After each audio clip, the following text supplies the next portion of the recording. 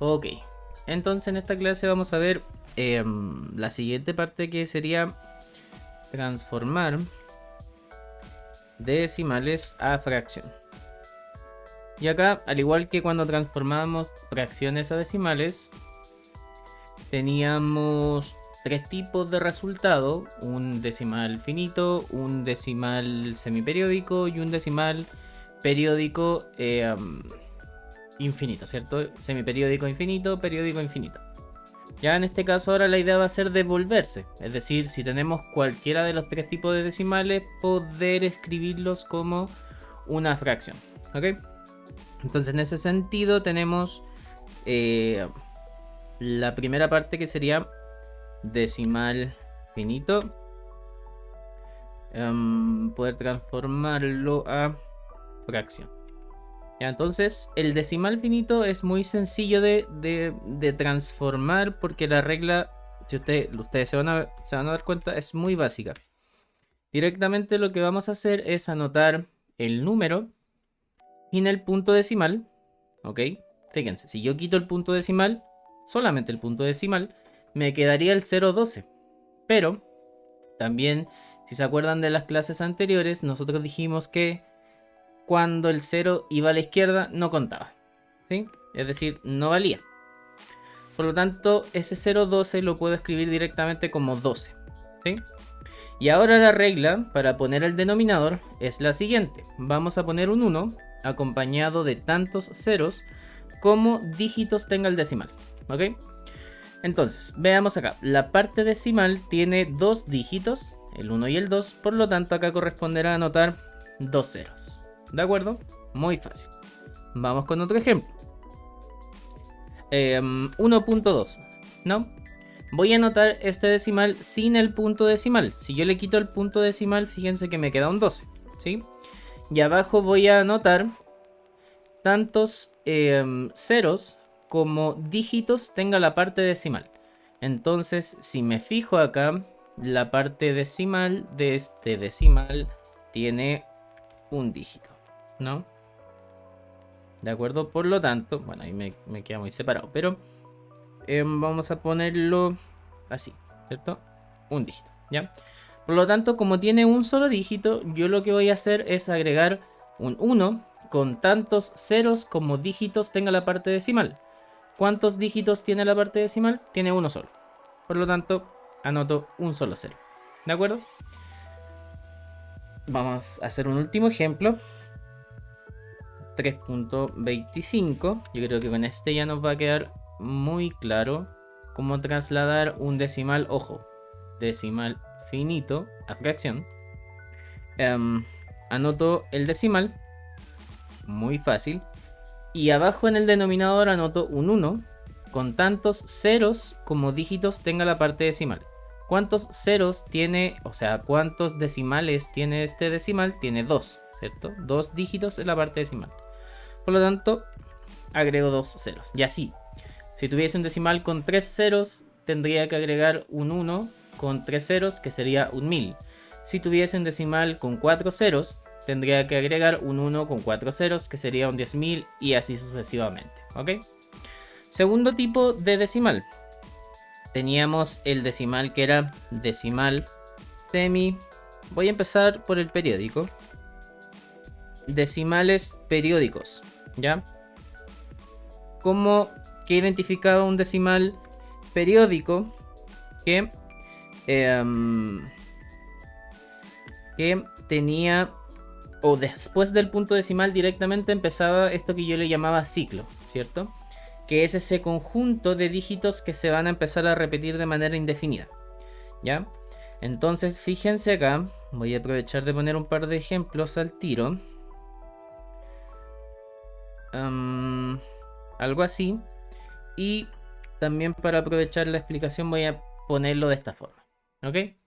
Entonces, ¿qué es lo que hacíamos? ¿O cuál es la regla para trasladar un decimal infinito periódico a una fracción? Tenemos que anotar el dígito o los números que tengamos sin la barra de ciclo y sin el punto decimal, a lo mismo que explicaba más arriba. si yo pongo todos los dígitos que hay en pantalla sin el punto decimal, que sería este punto de acá, y sin la barra esta que indica el inicio del ciclo, me quedaría un 0,2. Pero el 0 a la izquierda del punto decimal no tiene valor, ¿cierto? Ojo, a la izquierda del punto decimal, pero siempre y cuando a su derecha, o a la izquierda, perdón, del 0, no existan otros dígitos. Porque, por ejemplo, si yo acá pongo otro dígito distinto de 0, ¿ya? Por ejemplo, un 2, ese 0 a la izquierda del punto decimal sigue valiendo, ¿ya? Pero lo que no valdría sería, por ejemplo, poner 2 veces el 0, ¿ya? Entonces, el 0 a la izquierda no vale siempre y cuando a su izquierda no existan otros ceros, ¿ya? O no hayan más dígitos a la izquierda. Ok, por lo tanto, 0,2 es directamente 2, ¿ya? Y abajo, ojo, acá viene la regla. Ya no vamos a dividir por un 1 dividido o un 1 con tantos ceros como dígitos tenga la parte decimal, sino que vamos a agregar tantos 9 como dígitos tenga la parte decimal, ¿ok? En este caso no la parte decimal, sino que el ciclo, ¿ya?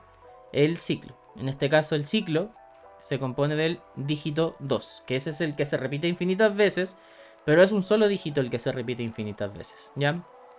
Eso es importante mencionar.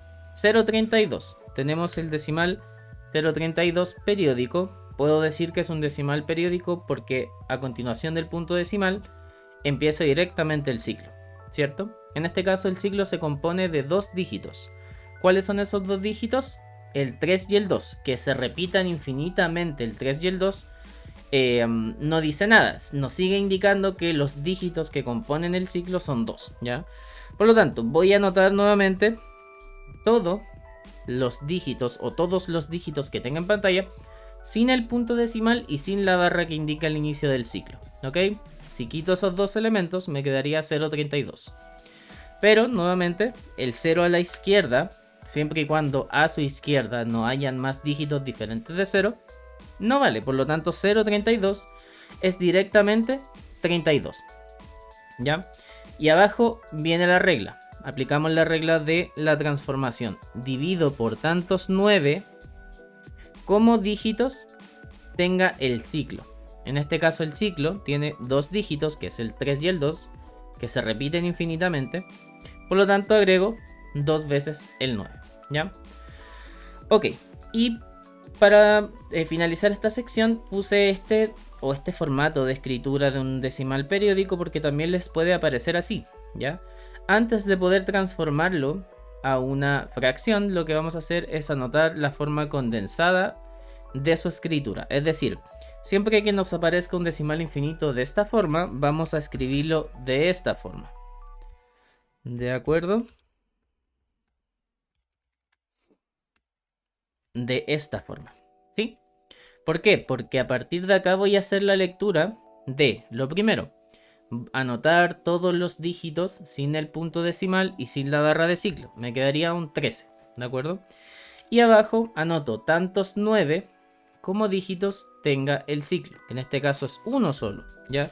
Si yo hago la lectura desde acá, acá me pueden poner la cantidad de 3 que estimen convenientes, por ejemplo, en un ejercicio, y yo podría interpretar que acá hay 3, 6, 7 9. Entonces voy a anotar 7 veces el 9 ahí y eso está incorrecto, ¿ya?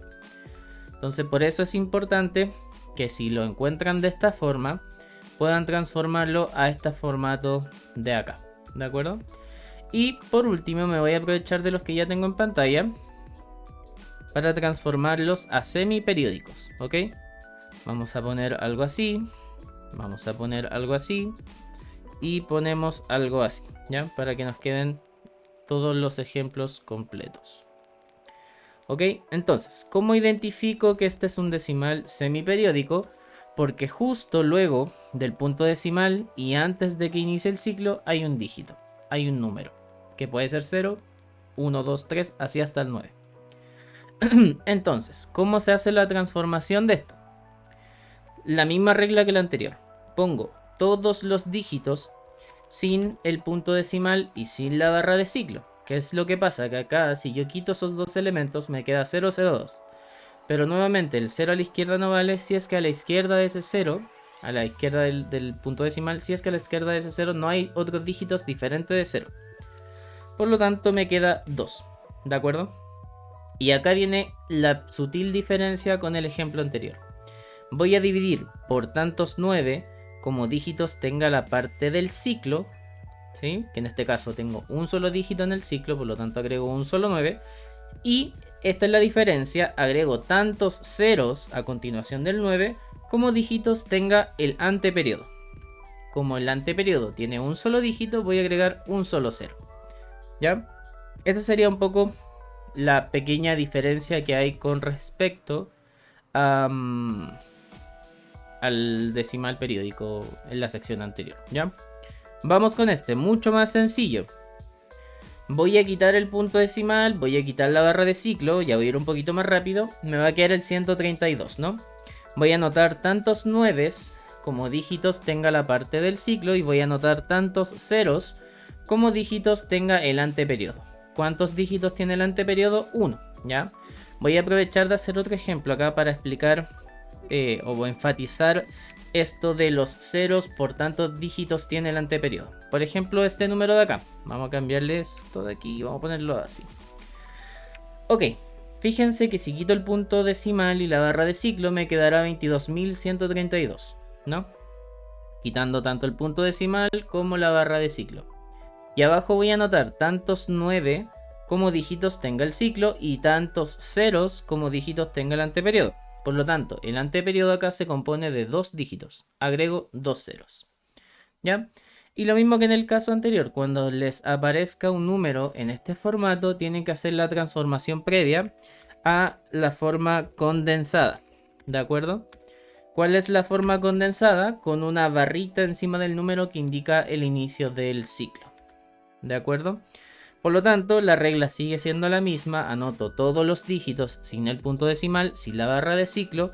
Agrego tantos 9 como dígitos tenga el ciclo y tantos ceros como dígitos tenga el anteperiodo. ¿De acuerdo? Y así pueden transformar fácilmente decimales a fracción. ¿Ok? Eso sería entonces por este video y en la siguiente clase vamos a seguir ejercitando.